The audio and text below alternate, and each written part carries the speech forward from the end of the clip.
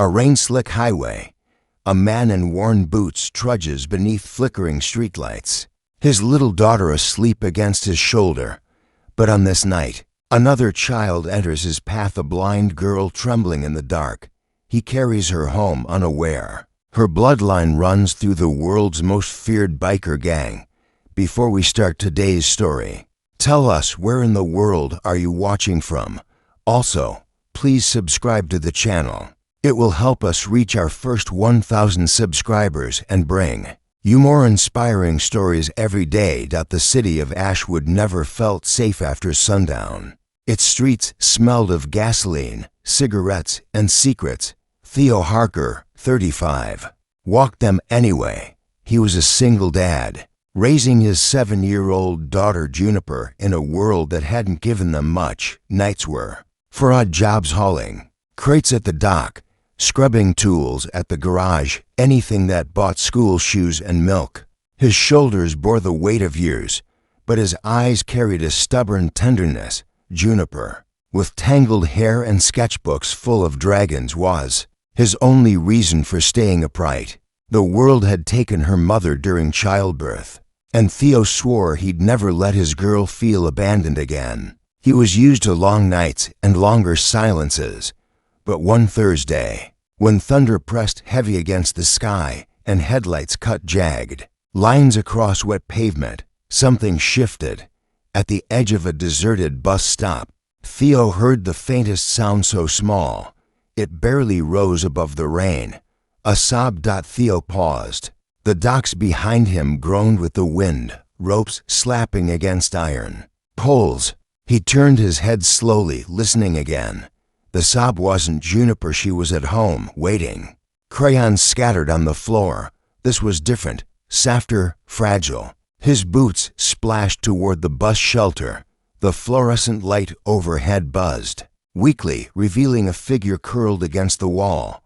A little girl, maybe 8 or 9, dress torn at the sleeve, knees scraped raw, her head tilted toward the sound of his approach. But her eyes, they didn't follow. They stared ahead, unfocused, clouded by blindness. Theo crouched. "Hey," he said gently, "you hurt?" She flinched, fingers tightening on a cracked plastic cane lying beside her. I can't find my house," she whispered, voice trembling. "Been walking too long." Theo's chest tightened. No cars slowed. No neighbors peeked out.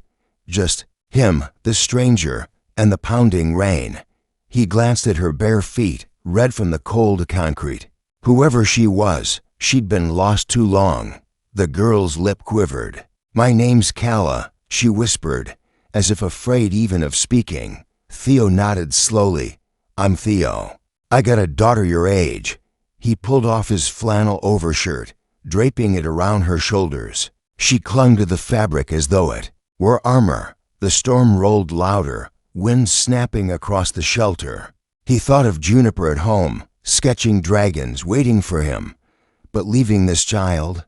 Impossible. "You know an address, a street name?" Theo asked. Calla shook her head.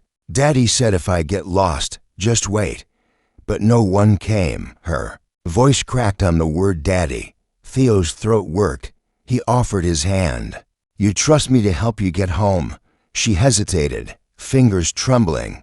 Then, slowly, she nodded and placed her small palm in his. Lightning split the sky, illuminating her bruises. Theo made a silent promise whoever let her end up like this would answer for it. Theo crouched and said, "Hop on, kiddo." Calla blinked, confused. "On your back." He smiled faintly. "Piggyback. Best way to travel when the world feels too big." She hesitated before wrapping thin arms around his neck. Her weight was startlingly light, like she hadn't eaten enough for days. Theo adjusted, steadying her legs against his hips. The rain hammered harder, soaking through his undershirt. Calla's cheek pressed against his shoulder. "Feels safe," she murmured, voice already fading with exhaustion. Theo walked, past shuttered pawnshops and neon bar signs, past the stares of strangers who glanced once then turned away. No one asked why a rough tired man carried a blind girl in the storm. No one cared. But Theo cared. Each step echoed louder than Thunderous oath to deliver her somewhere better. Yet as he walked, he couldn't shake the unease. Who was her father? Why hadn't anyone come searching? He carried more than just a lost child. He carried a mystery, too. Miles in, Theo ducked under an awning of a closed diner. Calla stirred against him. Is this home? She asked weakly. Not yet. He said softly. You'll tell me when it feels right. She nodded, eyelids fluttering. He pulled the flannel tighter around her, though he was shivering now. A passing truck slowed, headlights sweeping them. For a moment, Theo thought someone might offer help. Instead, the driver shouted, "Get a room." Before laughing into the night, Theo's jaw tightened. People always assumed the worst of men like him, tired, unshaven, walking alone in the rain. He kept walking, every block blurred into the next. Calla hummed sometimes, quiet, almost like she was reminding herself the world was still there. Finally, at a corner store, Theo spotted a bulletin board under plastic. His stomach sank. A missing child flyer. The photo was grainy but unmistakable. Calla. Same round cheeks, same braided hair. Beneath it, bold words, daughter of Iron Vultures Motorcycle Club president. Reward offered. Theo froze, his breath caught. Iron Vultures, Ashwood's outlaw biker gang, notorious for bar fights and brutal deaths. He'd seen their black vests roar through downtown like a storm front. Dangerous men, loyal only to their own. And this girl, this blind, trembling girl clinging to his back, she was their leader's daughter. Calla stirred. What is it? She asked. He forced calm into his voice. Nothing, sweetheart. Just catching my breath. His mind raced. He wanted to believe maybe the flyer was old. Maybe the gang had softened. But the streets whispered different. These men were feared because they ruled by fists, not hearts. What would they do to a stranger carrying their lost child? Reward or revenge? Theo pressed forward. Heavier now, each step a risk. He wasn't sure what was more dangerous, keeping Calla with him, or giving her back. The storm thinned. But inside Theo, a new storm began.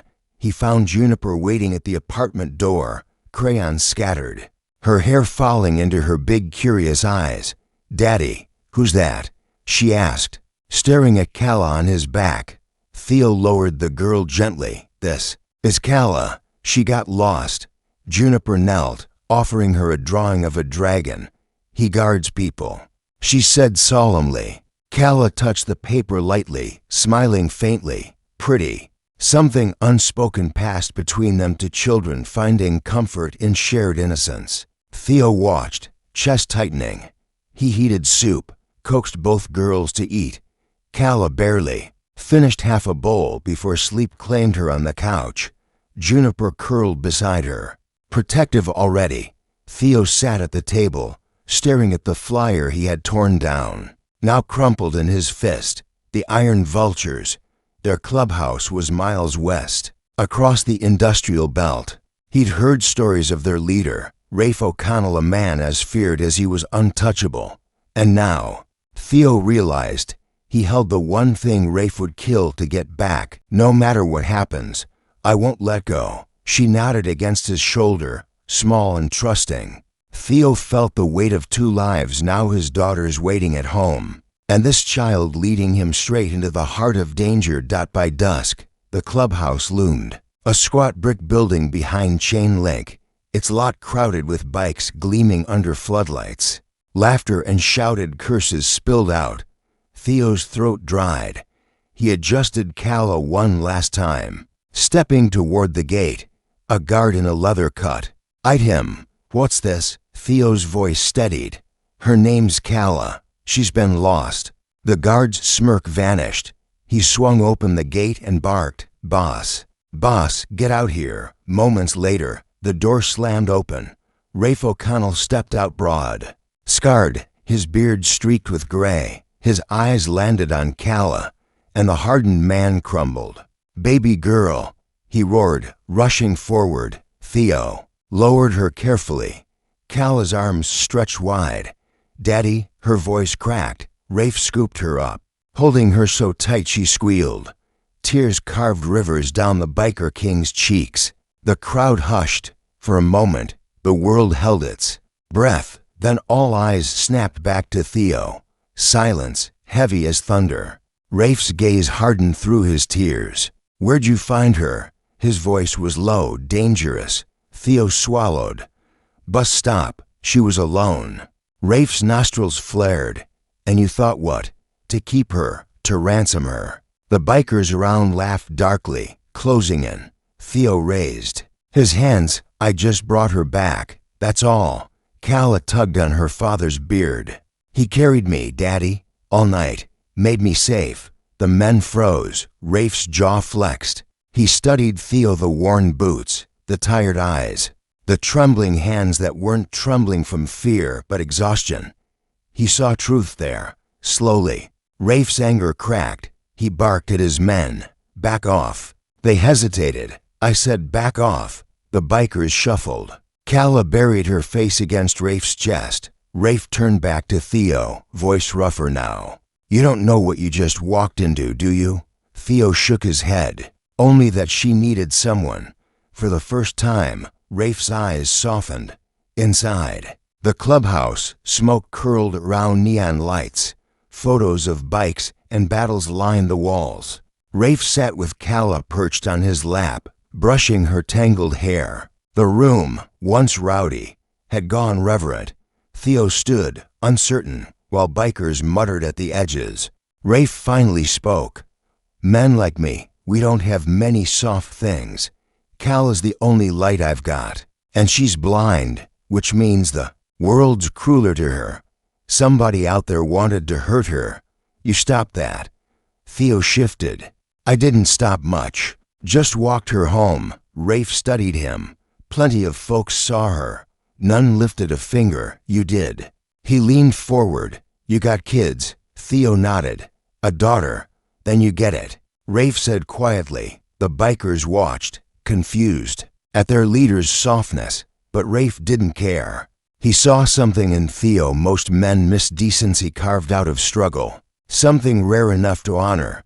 The night stretched long. Rafe ordered food, setting a plate before Theo. Theo hesitated, but ate slowly, hunger gnawing. Calla leaned against her father, finally safe, yet unease clung to Theo. "She's home now," he said. "I should go." Rafe frowned and walked back into nothing. "You think I don't see it? You're running on fumes, man." Theo stiffened. "I'm fine." Rafe slammed his fist against the table, startling everyone. "You carried my daughter for miles through a storm. Don't tell me you're fine." Silence followed. Theo looked down, ashamed. He'd spent so long surviving he forgot what it felt like to be seen. Calla reached for him timidly. "Thank you, Theo." Her small voice cracked the tension like glass. The room fell silent. Rafe studied the scene, his blind daughter thanking a stranger like he was her hero. For the first time in years, Rafe felt respect instead of rage, and it shook him. The next morning, Theo prepared to leave. Calla clung to his sleeve. "Don't go yet," she pleaded. Rafe watched, conflicted. He owed this man more than gratitude, but his world wasn't built on kindness. Still, something inside him cracked. "What do you do, Theo?" he asked. Theo sighed. "Odd jobs. Keep my kid fed." Rafe leaned back, stroking his beard. "You ever think about steady work?" Theo blinked. "What kind? Mechanics? Guard duty? Anything? You've got grit. I need men like that." Theo's heart clenched. He couldn't drag Juniper into biker business. But steady work, it meant rent paid, food on the table, no more empty cupboards. Rafe seemed to read his hesitation. "I ain't talking crime. I'm talking loyalty. You showed me you had that without knowing me." Calla tugged Theo's sleeve again. "Please stay." For a man who'd lost everything but his daughter, the offer was heavier than any storm he'd carried. Theo walked home later that day, flyer still crumpled in his pocket, Calla's voice echoing in his ears. Juniper bolted into his arms, relief flooding her small face. He held her tight, promising himself he'd never gamble with what little family he had left. Yet, that night, headlights flared outside their apartment. Motorcycles rumbled low, steady. Juniper clung to his leg. Theo opened the door cautiously. It was Rafe Calla perched on his bike, waving excitedly.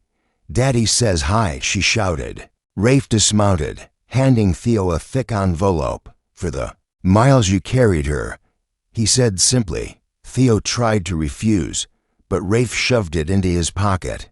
"Don't argue." He leaned down to Juniper. "Your dad's a damn hero. Kid, don't let him forget it." The engines roared as they left. Juniper stared wide-eyed. "Daddy, who was that?" Theo exhaled slowly. "Someone who knows what it means to love their kid." Weeks passed. Theo found small envelopes tucked under his apartment door, cash, groceries, sometimes even school supplies. No notes, but he knew the source. Juniper thrived. Sketchbooks filling with brighter dragons. Theo kept working, but life felt lighter, less hopeless. One evening, while fixing a neighbor's sink, he heard motorcycles outside. Juniper ran to the window. "It's Calla," she cried. Sure enough, Calla was there, guided by Rafe, clutching a stuffed dragon Juniper had drawn for her. The girls hugged like sisters, blindness no barrier. Rafe nodded at Theo. No words, just respect. For once, Theo didn't feel like an outsider in his own city. He felt part of something bigger, an invisible chain forged by love and loyalty. Calla's laughter filled the block, pure and free. Theo realized then, sometimes family isn't chosen by blood, but by moments of trust in the rain. Moments when one tired man decides not to walk past someone small and lost. The bond grew. Calla and Juniper spent weekends together, inventing worlds only children could. Rafe visited rarely, but when he did, he treated Theo not as a debtor, but as an equal. The city still whispered fear of the iron vultures, but Theo knew another side now. He saw the man behind the legend, a father terrified of losing his only light. One night, Calla tugged Theo's sleeve. "You remind me of my dad," she said, softly. "But you're gentler." Theo swallowed hard, touched in ways he couldn't voice. Juniper chimed in. "He's the strongest dad in the world." The room filled with silence, heavy but warm. Theo looked at both girls, realizing the strange truth. He had saved Calla, but she had saved him too, from invisibility, from despair, from forgetting what mattered. Months later, trouble did come. Rival bikers cornered Theo at a hardware store. Suspicion in their eyes. "You the one carrying O'Connell's girl?" One sneered. Theo braced for a fight, but before fists flew, motorcycles roared down the street. Rafe's men surrounded the rivals, steel and thunder. Rafe himself dismounted, pulling Theo to his feet. "He's mine," Rafe growled. The rivals scattered. Rafe clapped Theo's shoulder hard. "You don't walk alone anymore." The weight of those words settled deep. Theo, once invisible, now stood